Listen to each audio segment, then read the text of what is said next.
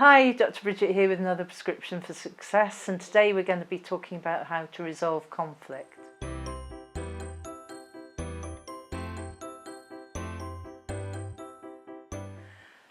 So today we're talking about how to resolve conflict. It's a really common problem, and conflict that goes on in your thinking is formed by the unconscious mind, and it's often related to traumatic events that have happened, and the brain starts to protect itself and form parts of the brain that are in conflict.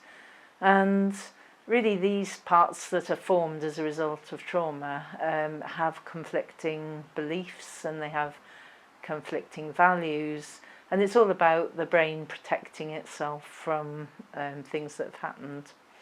And I don't know if you know whether you've had any conflict at all, but sometimes you go, well, shall I do this and shall I do that? Part of me believes this, part of me believes that.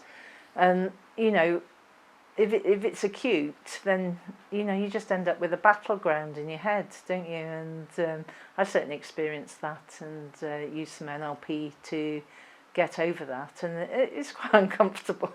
You get fuzzy, you get brain fog, you get stress and anxiety. So at a conscious level, you can attempt to resolve conflict by sort of saying, well, you know, if you had a conflict about whether you should do something and part of you believed you could and part of you believed you can't, you could say, well, if I did this thing, what would happen if I did, and what would happen if I didn't? And that's quite often useful and starts to resolve things because you're thinking in a different way and reframing the actual issue. However, if that doesn't help, we often need to do work at the unconscious level, which will get rid of the beliefs and the boundaries resolved. So it'll get rid of the beliefs and the boundaries surrounding the parts that are in conflict, and it just resolves things and makes you feel really comfortable and secure, and you know there isn't an issue anymore.